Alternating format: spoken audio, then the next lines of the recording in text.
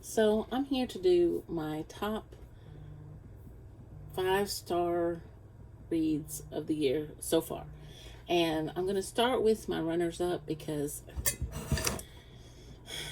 the other ones I've seen have only picked 5.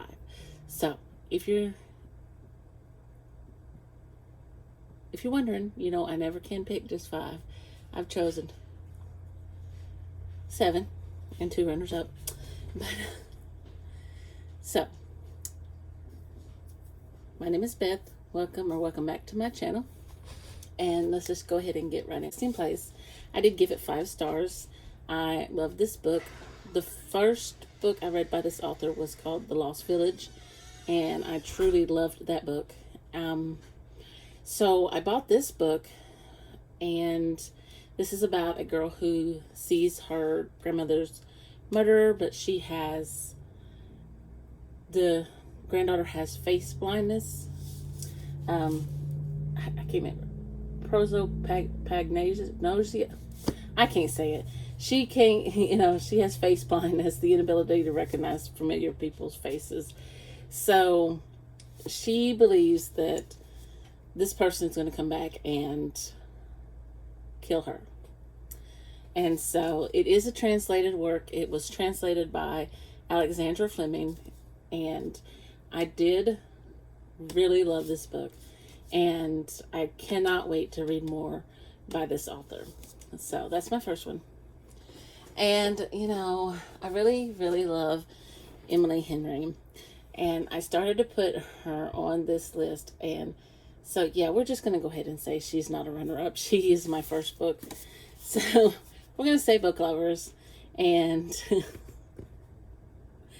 like 4 of these were read this month. But anyway, this is about Nora, and she's a literary agent, and she really loves her little sister, and her little sister is pregnant, and Libby wants to go on vacation with Nora, and they go to this town, and who happens to be there but Charlie Laska. And Charlie is an editor, and he has previously turned down one of Nora's clients and refused to edit the book. So it's romance. Really good book. And then back in March, I read An Echo in the Darkness by Francine Rivers. And I will say that the first one is also an awesome book, but I just like the ending of this one better. And this has to be my favorite of the 2. I haven't read the 3rd one yet. I do plan to finish the series. But this is about, I can't tell you what this book specifically is about. I'll tell you what, how it starts. But this is about when the Romans capture the Jewish people, and some of them they just kill, some of them they take hostage and turn them into slaves, and one slave ends up in a household as a slave to that household. Okay, now I am going to throw in my nonfiction that I read this month because it was so amazing. But I picked up Becoming because I'd heard so many good things about it. And I want you to know, I read this book and it was amazing. I listened to the audio, and I also read along with it a lot of it. And this book was so amazing. It is about her life, and then part of it is when she's growing up, and then a lot of it is after she meets President Obama, and yes, I realize that he's no longer our president, but I call all of our former presidents president. But anyway, it is such a great memoir, and just an awesome book in general. My husband is going in and out of the house, and they're barking at him, and I don't know why he's doing that, but he's got to make him bark so that I can't record right.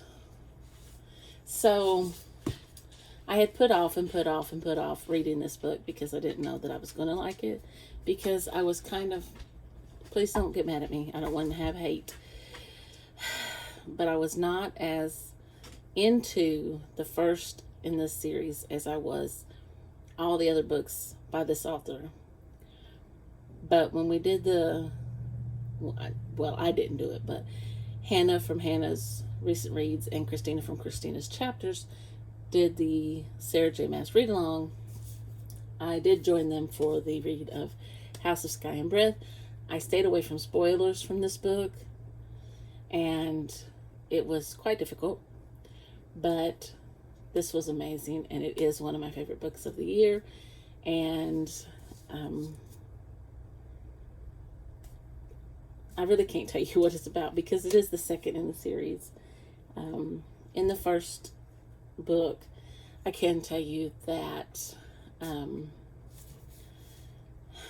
Bryce and Hunt are paired together to solve, well, they end up solving a murder and some crimes that are going on. So that it just kind of follows along those lines. So I know I didn't explain that very well, but I mean, if you haven't heard of this, I mean, come on. Okay. Then my sister and I read 11/22/63 by Stephen King, and it is one of my favorite Stephen King ever. There's a time machine in this guy's restaurant, and kind of like a time warp. It's not really a machine, and he wants his friend to go back in time to stop the JFK assassination and see if things are better. And so it was so good. I just love this book. And when we come across some characters that were in previous books, I was just so excited. It was just amazing. And okay, these are the top three, and this is number 3, The Souls of Lost Lake by Jamie Jo Wright. I was not prepared for this book. I had heard it was really good, but I didn't realize how amazing it was going to be. This is about Ren, and she goes to her dad's, she goes to help her dad at a youth camp, and there are woods. They're called the North Woods of Wisconsin, and there is a legend going around about these woods about this girl named Ava Coons, who in the 1930s, she supposedly slaughtered her family with an axe and drug it out covered in blood, and supposedly her ghost roams the woods. And it was amazing. Yes, top 3. Okay, so number 2. But number 2 is Fourth Wing. I just finished this just like 2 days ago by Rebecca Yarros, and this is about Violet. And Violet is studied her whole life to be in the scribe quadrant, if I can get my mouth to work right. But her mother is the general, and she has said that no, Violet is going to join the writer's quadrant. And Violet is very small, and many people think she's the weakest link.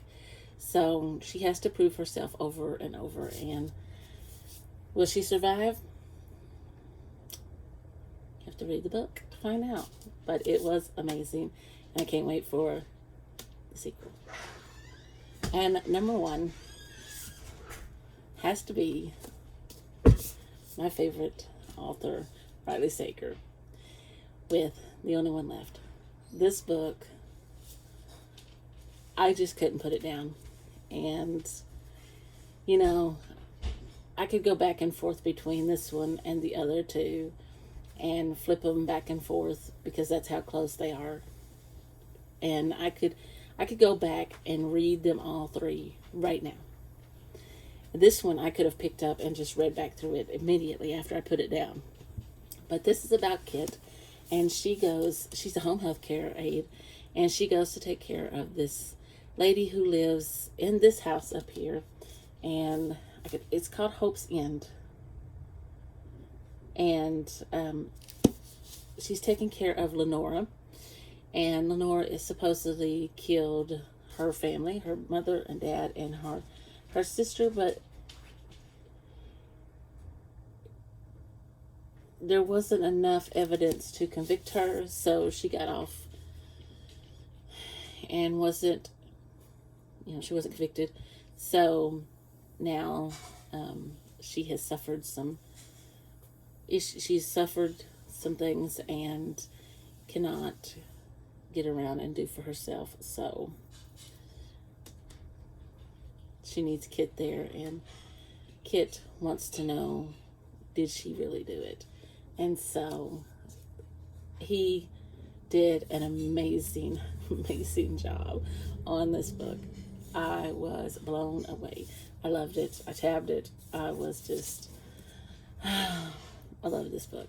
So there you have it. I tried to go quick because everything has been so long in my videos. So if you enjoyed this video, I know I talked pretty quick, and that's because I was trying to get it done before my husband started making noises. But if you enjoyed this video, please give me a thumbs up. And if you want to see more from me, hit that subscribe button down below, and I'll see you in the next one. Bye for now.